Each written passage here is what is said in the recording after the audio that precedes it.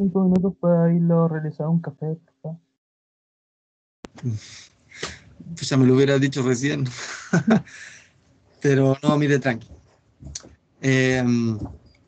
Ya, lo que tenemos es una tabla que yo les voy a entregar, en el cual se pueden hacer cálculos específicos de una pila de compost para que ustedes consideren al menos estas características más importantes de un buen compost, que es la humedad, el carbono y el nitrógeno, ¿cierto? Entonces les va a entregar la relación carbono-nitrógeno que ustedes tienen y la que necesitan, ¿cierto? Según lo que le vayan poniendo. Por ejemplo, pueden tener una un ingrediente como paja, ¿cierto? Tienen 2 metros cúbicos de paja, ¿cierto? Si conocen, ¿cierto?, la densidad, van a saber cuántos kilos por metro cúbico hay. Entonces van a saber cuántos kilos de paja tienen. Si saben el contenido de humedad de esa paja, van a poder tener su contenido de agua, solamente de agua. Entonces aquí tienen el peso seco y el contenido de agua. Entonces aquí les va a decir cuánto humedad hay, tanta cantidad de agua, de tanta cantidad de materia seca, ¿ya? Recuerden que ustedes necesitan entre un 20 y un 60%. Tienen que estar entonces en esos rangos. Aquí les va a dar en porcentaje. Después van al cálculo del compost, o sea, del carbono, ¿cierto? Ya sabemos que el número 1 era, que habíamos dicho paja de trigo, sí, paja de trigo, tantos kilos que tenemos, ya sabíamos cuántos kilos teníamos, cuánta agua tiene, por lo tanto vamos a tener el peso seco, ¿ya? Y si sabemos cuál es el porcentaje de carbono que tiene la paja de trigo, vamos a saber entonces cuántos kilos de carbono vamos a estar incluyendo. Y así para el resto de los ingredientes. Después el de nitrógeno. Ponemos de nuevo acá en el 1. Paja de trigo, ¿cierto? Sabemos cuánto tenemos en materia seca, ¿cierto? Sabemos qué porcentaje tiene de nitrógeno. Vamos a saber entonces cuántos kilos de nitrógeno vamos a estar agregando. Cuando sumemos el carbono total y el nitrógeno total, se va a dar directamente la relación carbono-nitrógeno que ustedes tienen. Entonces, de esta forma se puede calcular para que jueguen con las cantidades según la disponibilidad que tengan de residuos para poder realizar una pila de compost. ¿Ya? Este ejercicio lo vamos a hacer. Yo esto se los muestro ahora para que lo entiendan como recién les estaba explicando la importancia del carbono y nitrógeno, pero vamos a hacer un ejercicio de esto que ustedes después van a tener que subir a la plataforma, ¿ya? Pero eso lo vamos a ver después. Esto se los muestro, se los voy a subir ahora también junto con la clase y junto con los videos, pero lo vamos a ver al final de cuando tengamos estas dos clases conmigo, ¿ya?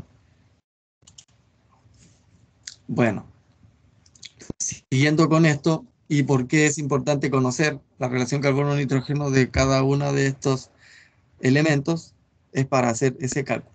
¿Ya? Podemos hacerlo. Bueno, en el compost, como es un proceso biológico, va a tener distintos pasos según la disponibilidad de elementos a descomponer. Ya los primeros que se van a consumir son los de más rápida asimilación, los de asimilación casi instantánea, ¿cierto? Como los hidratos de carbono o las proteínas o directamente las enzimas, como ella la nombraba, ¿cierto? Aquí se requiere, ¿cierto? Para que esto se acelere y se acelere aumentando exponencialmente la temperatura, es necesario tener una buena cantidad de oxígeno, una muy buena humedad, una relación carbono-nitrógeno inicial óptima, ¿cierto? Dependiendo del tipo de residuo, ¿cierto? Que sea un residuo, ojalá lo más, que tenga alta cantidad de hidrato de carbono y de proteína. Luego, cuando aumenta así de rápida la temperatura, porque lo que se está quemando ahí son azúcares principalmente, ya pasando los 38 o 40 grados Celsius, lo que se llama una sucesión ecológica. Eh, los primeros organismos mesófilos mueren todos a esa temperatura. Y empiezan a aparecer los microorganismos, o sea, no es que empiecen a aparecer, siempre están, pero aumentan su actividad cuando aumenta la temperatura por sobre esos grados. Entonces ahí comienza la fase termófila, ¿cierto? O la actividad de los termófilos. Y los organismos termófilos van a actuar, ¿cierto?, entre los 65 y 40 grados Celsius, ¿ya? Si nosotros vemos que el compost está superando esa temperatura, tenemos que cortar inmediatamente ese aumento de la temperatura. Hasta los 70 grados Celsius ya no viene bien, ¿cierto? Porque ahí pasan a morirse todos.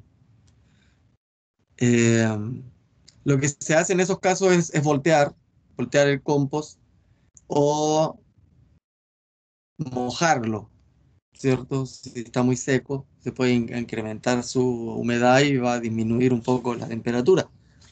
Pero en general se puede voltear, ¿ya? Es importante estar midiendo en esa primera etapa, porque ya después ven que la temperatura no vuelve de nuevo a crecer tanto, ya una vez que se gastaron todas las azúcares y proteínas, ya no va a seguir aumentando de temperatura. Bueno, en ese proceso lo que ocurrió es que se empezaron a quemar, ¿cierto? Los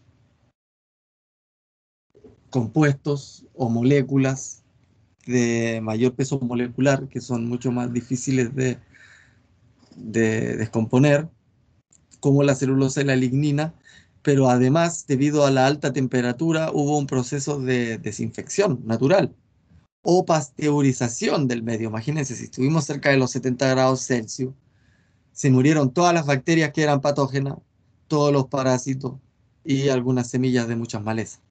Entonces lo que queda después de esa fase termófila es un sustrato pasteurizado, un sustrato sanitizado, ¿ya? En forma natural, solo si se alcanzan esas temperaturas.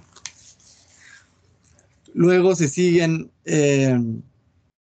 quemando, ¿cierto?, estos elementos de alto peso molecular que de hecho nunca dejan de seguir transformándose, ¿cierto? Le llaman carbono recalcitrante. Empieza a disminuir la temperatura hasta que ya no hay mucho más que transformar y la materia orgánica se queda en forma estable, ¿cierto? Los organismos están eh, como durmiendo, están presentes, pero no tan activos. Eh, Se habla de un compost maduro. Este compost sirve para ir a iniciar un nuevo compost, como pie de compost, o directamente ir a tirarlo al suelo para que entregue todas sus bondades. Ya acá tenemos otro gráfico que también muestra cómo se va moviendo la temperatura y en este caso también el pH a medida que van aumentando en su madurez el compost. Acá pueden ver una línea continua superior que después continúa con una línea segmentada. Esa línea segmentada es luego de un volteo.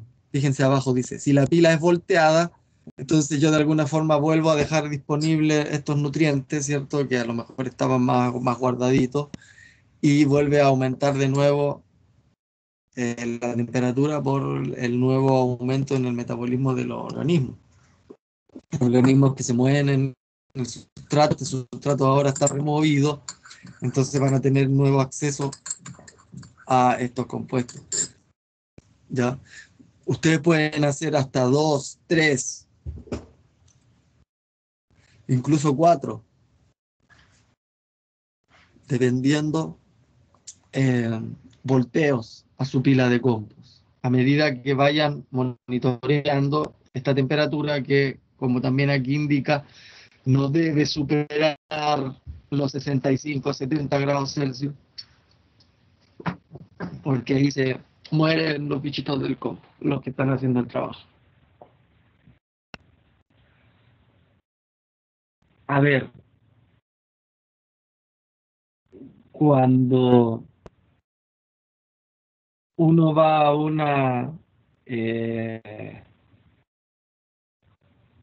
a la ley, o sea, existen laboratorios que hacen análisis de sustratos, de suelo o de un montón de cosas, entre ellos la materia orgánica, ¿ya? O la relación carbono-nitrógeno de esta materia orgánica. Ustedes, si tienen un compost, pueden ir a cualquiera de estas empresas y por un módico precio le pueden dar todo lo que usted requiera saber de su compost. ¿Por qué es necesario saber en qué condiciones está mi pila de compost?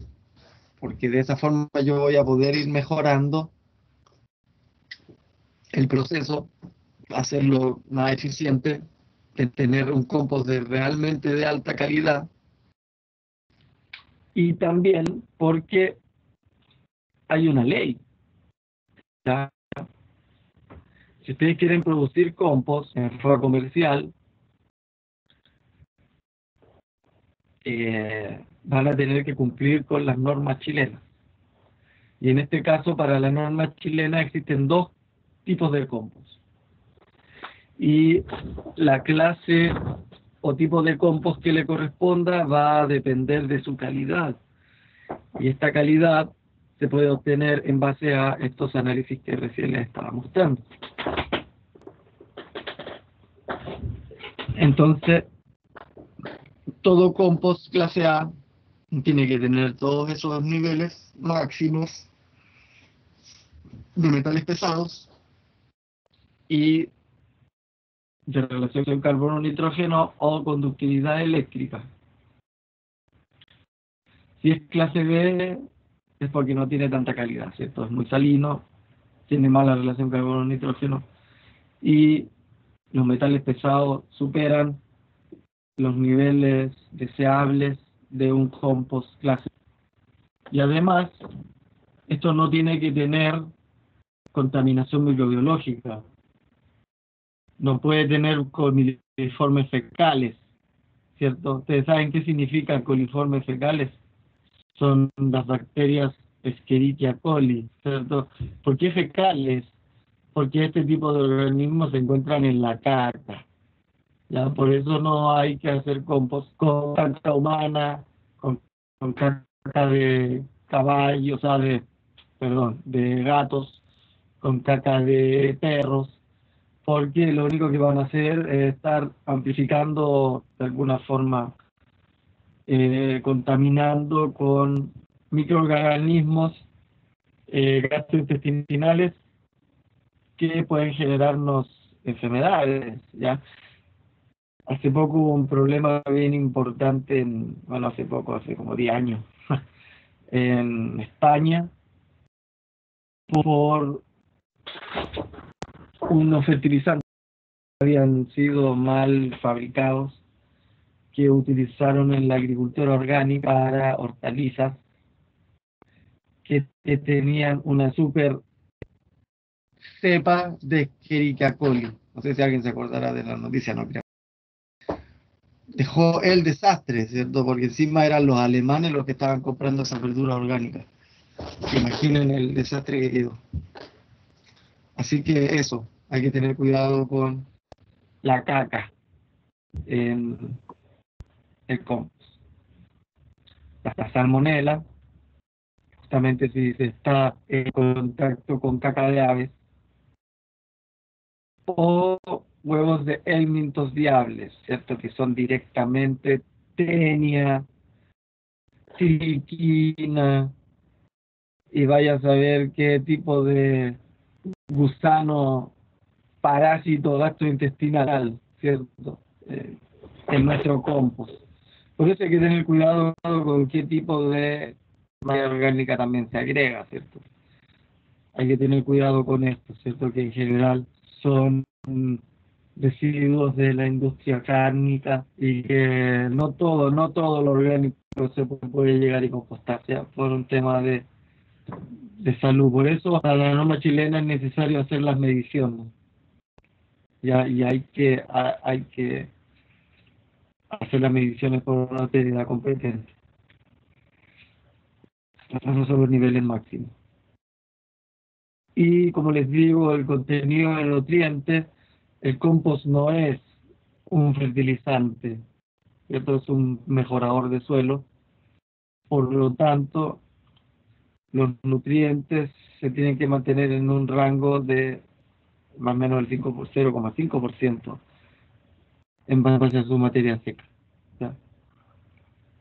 No debe tener olores característicos, ¿cierto? Esto debe ser el olor a suelo, tiene que tener olor a suelo, no tiene que tener cosas que se estén todavía pudriendo, ¿cierto?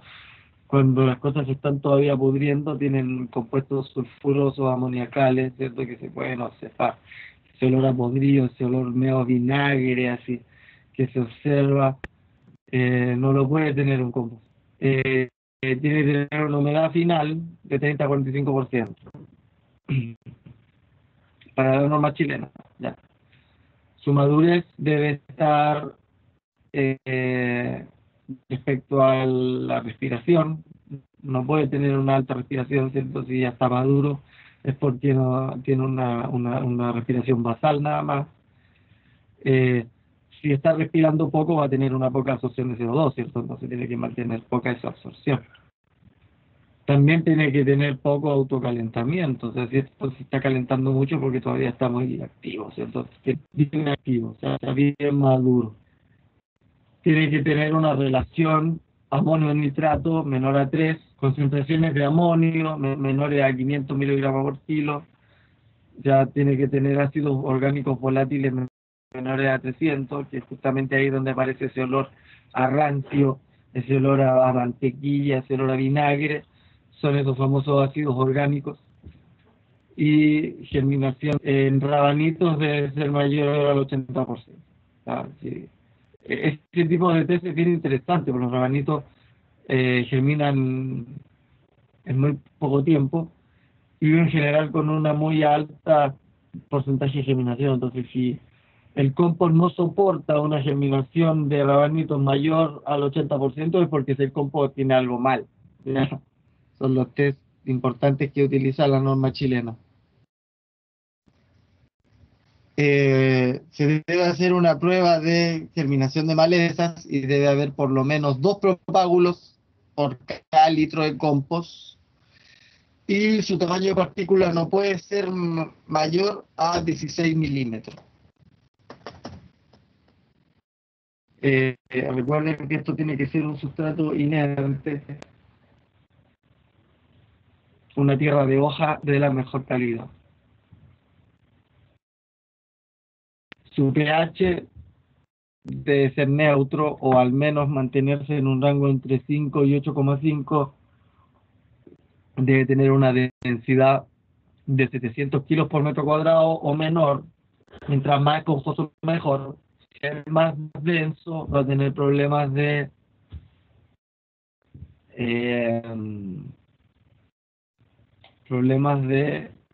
oxigenación.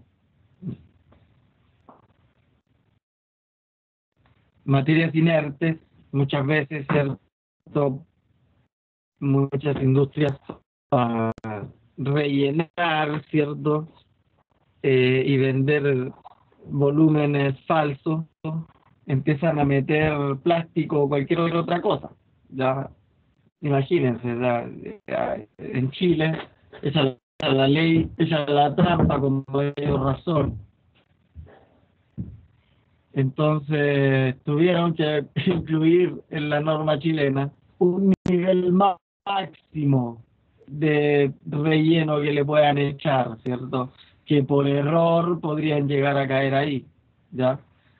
Y entonces pueden tener hasta unos 5%, ¿cierto?, de plásticos o películas, o 5% de piedras o terrones que no superen los 4 milímetros también en tamaño, y no puede tener tampoco ni vidrios ni metales hasta un 0,5%, ¿cierto?, no mayor a 2 milímetros, son más peligrosos.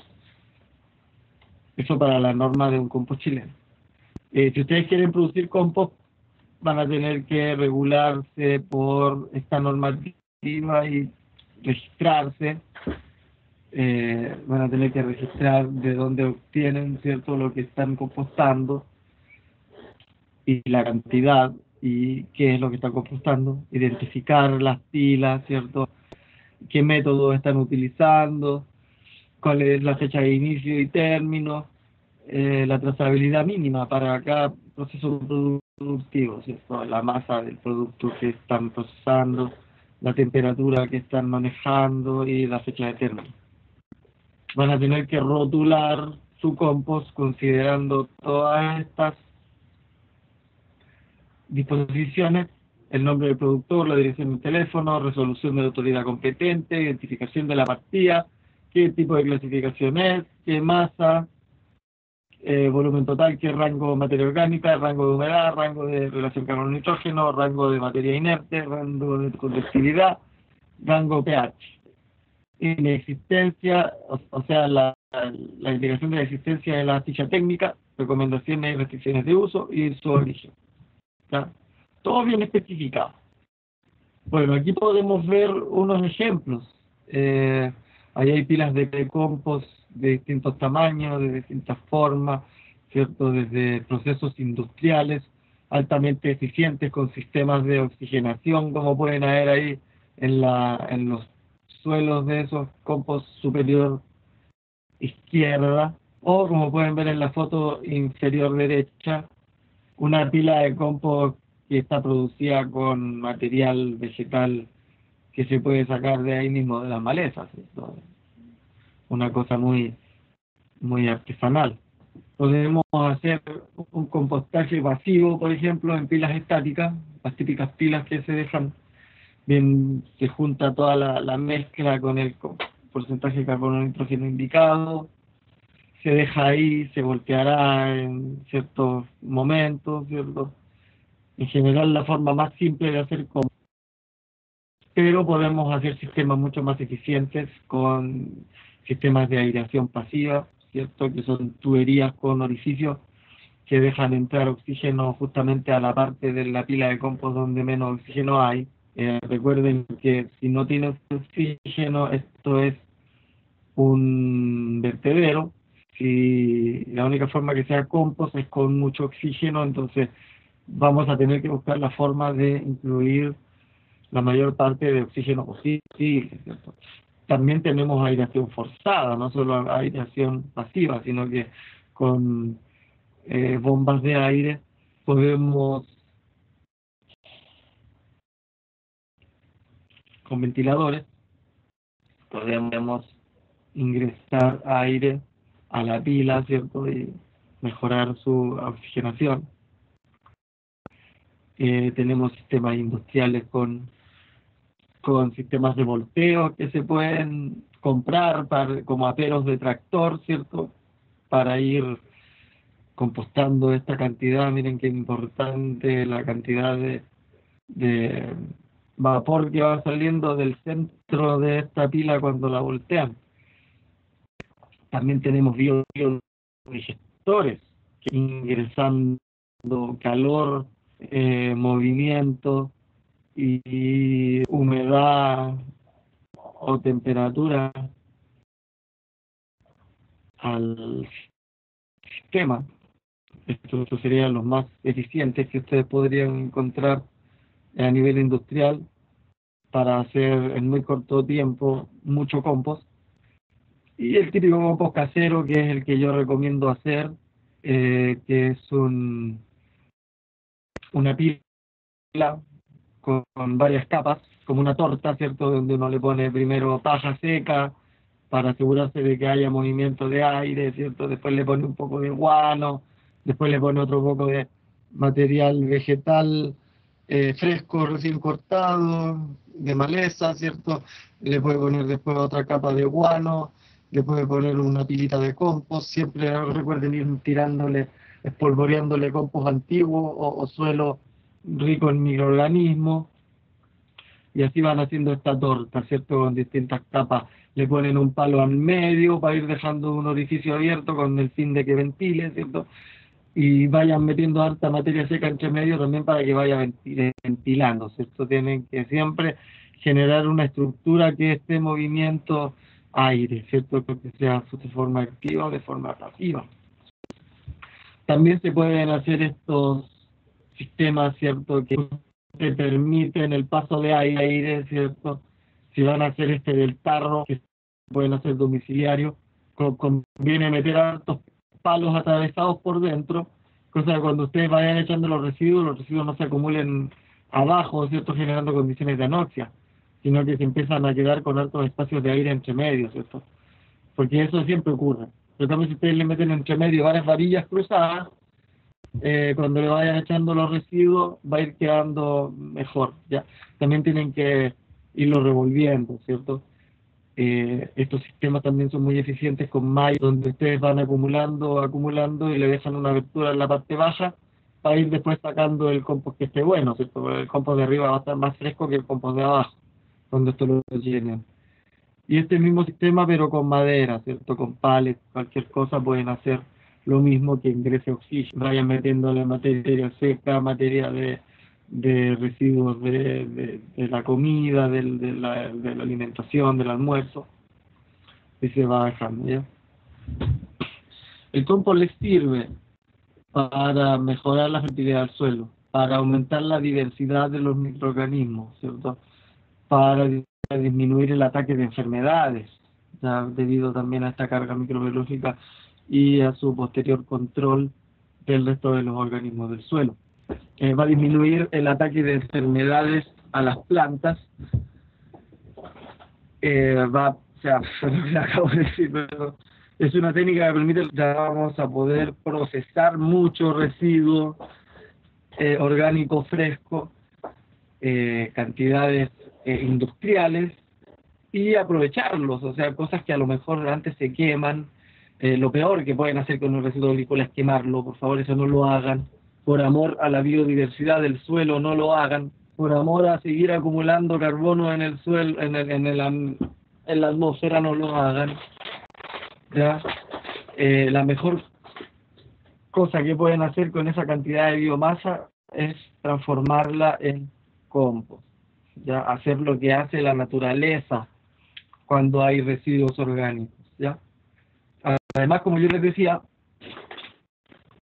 cada suelo que un poco más de materia orgánica va a tener una mayor capacidad de retención de agua. La materia orgánica en sí es higroscópica. Esto quiere decir que absorbe mucha humedad. Entonces, si absorbe humedad, la va a poder mantener por más tiempo en el suelo, ya que es uno de los grandes problemas de la falta de materia orgánica en el suelo. Y además es una técnica de muy bajo costo, fácil de preparar.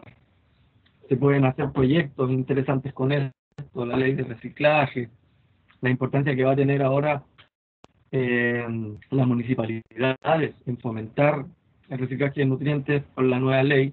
Van a haber fondos también para esto, entonces yo los incentivo a que ustedes vayan pensando a futuro y se metan en estos temas. Yo supongo que esto se los ha dicho más de una vez la profesora Estrella, ¿cierto? La profesora Estrella sabe, a ella háganle caso, ¿ya? Se los digo como colega de ella y como ex alumno de ella. Así que lo que ella les diga, háganle caso porque ella siempre está súper actualizada con todas estas cosas. Y el compost es el futuro. Bueno, ¿dónde lo vamos a poder usar? En la almaciguera, ¿cierto? En los camellones, cuando hacemos cama alta, en surcos, en invernaderos, en maceteros, mezclándolo. Si tenemos árboles frutales hay que poner siempre mucho compost. Ya en general se recomienda 1,5 kilos por metro cuadrado. Ya ahí tienen más o menos un valor. ¿Cuánto es 1,5 kilos? Una, una, eh, una pala. ¿Ya? Una pala de compost por metro cúbico y ya está. O por metro cuadrado si no lo van a dejar tan profundo, ¿cierto? Y van a hacer un hoyo de 30 centímetros del suelo, bueno, el metro cuadrado de 30 centímetros, le echan esa pala. Y ahí ese suelo lo van a transformar. Lo mejor que pueden hacer con ese suelo.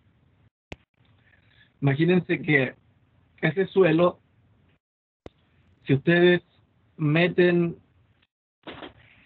6 metros cúbicos de compost en 1 hectárea, van a incrementar la materia orgánica en un 1%. Imagínense. El humus de lombriz hace lo mismo, pero con solo 1 metro cúbico. El humus de lombriz es 6 veces mejor que el compost, pero también se hace a partir del compost. Así que, pero eso lo vemos en la próxima clase. Ahora estamos en compost.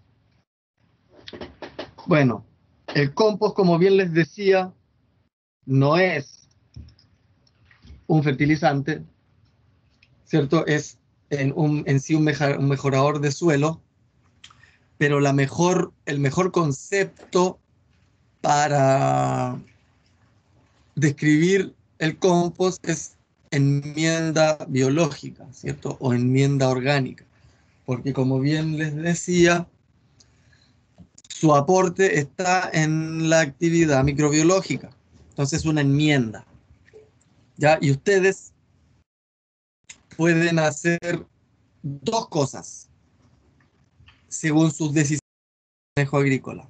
Por un lado, pueden incrementar la abundancia y la biodiversidad, ¿cierto? Ir hacia el camino que yo les nombraba en dirección de la naturaleza, que es tomar un suelo desértico y transformarlo en un suelo muy diverso, o ir en el camino contrario, que es lo que hemos venido haciendo hace mucho tiempo en la mala agricultura, que sería disminuir la abundancia y la biodiversidad, ¿cierto? Si nosotros queremos disminuir la abundancia y biodiversidad, vamos a tener el suelo descubierto, vamos a acidificarlo, vamos a eliminar, ¿cierto?, la biodiversidad de plantas, imponiendo un monocultivo, vamos a quemar los residuos, vamos a meter máquinas pesadas que compacten, vamos a hacer mucha labranza, vamos a Profe, erosionar este suelo por riego. Ajá. disculpe que lo interrumpa, pero ¿va a dar algún receso? No, porque ya estamos terminando la clase. Ah, ya, profe. Bueno, y hoy vamos a erosionar el suelo con mal riego o vamos, en el peor de los casos, a meter directamente plaguicidas, ¿cierto? Contaminantes con tanta fertilización química. Ustedes pueden ver que en la flecha el nivel de intensidad o de contribución relativa tiene que ver con qué tan alejado está de la decisión, ¿cierto? O sea, imagínense, de las decisiones que disminuyen la abundancia, los pesticidas y contaminantes son los que más disminuyen la abundancia, mucho más que tener el suelo descubierto. Y al revés, si ustedes van a hacer decisiones agrícolas en pos de incrementar abundancia y biodiversidad del suelo, lo que más aporta a ello es introducir enmiendas orgánicas. El compost es la reina de las enmiendas, ¿cierto?